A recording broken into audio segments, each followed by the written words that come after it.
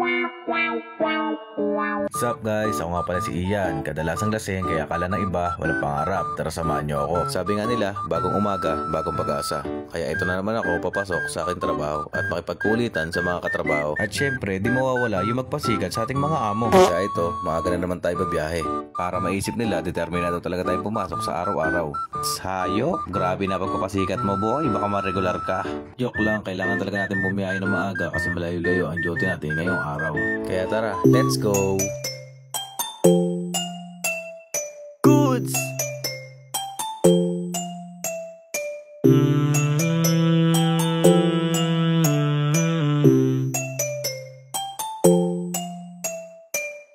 Aral na baon mula sa mga karanasan. Daming ideya sa aking isipan na gusto ko pa kawalan. Gusto ko pa umangat, buhay gustong gumaan. Sama ka pwede naman, pero kung ayaw mo lang basagan. Ooh, la la la.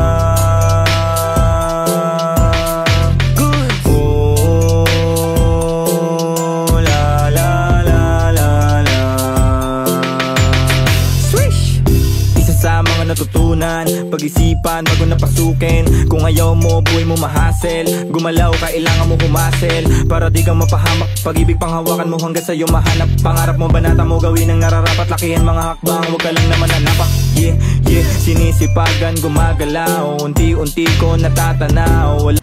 Ito na naman ang pinakamabait na mga empleyado. Maaga pumasok para tumambay. Si Lolong. At yun, medyo maaga pa nga ang pagkakadating natin, kaya magpapatama muna tayo ng oras. Maaga pa daw, sabi ni Lolong. Kaya tambay muna kami. Tambay muna kami sa seaside. Alas 9 pa bubuksan doon.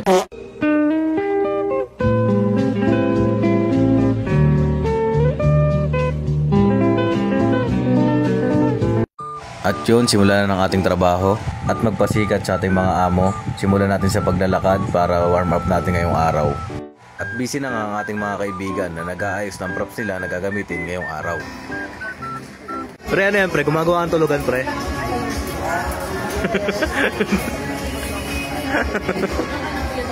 Nagbigay na nga ng instruction at assignment kung saan kami matutulog. Ay, magtatrabaho pala. Sorry. Gago!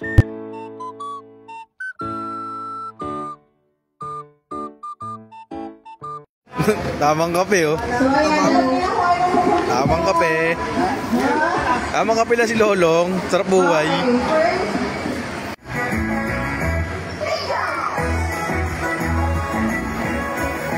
Kasama ko si Bluey.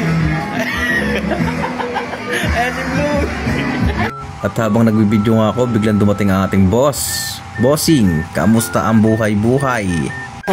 At yan si Sir Mark, ang pinakamabait, pinakamaalaga, pinakamasipag namin boss. Pero tandaan, si Sir Mark, tahimik lang. Oh, ayan sir ha, angat na angat ka na. Baka naman, December ngayon. Aray ko! At yun, nagsimula na nga ang pagsuporta ko habang nagtatrabaho sila. At sa mga oras na yan, di na nila alam ang gagawin. Ay naisipan kong tumulong at dagdagan ang problema nila. Hi! Gago!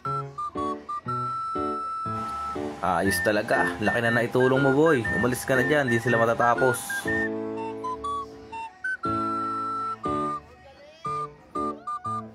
At yun, matagumpay. Napapalakpak pa nga si tanga. Ewan ko ba dito sa tropa ko na to. Hanggang dito sa...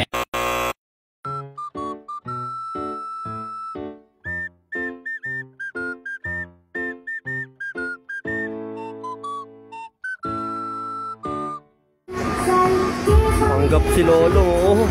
At yun, sa tagal-tagal na pagkakabit, hindi na ikabit. Aray ko! Ayos mo ka, pre. Masyado kang seryoso. Kaya tandaan, huwag mong masyadong isipin ang problema. Kaya kung magproblema ka, tanggalin mo. Busy! Ano magsasagot? Ayun.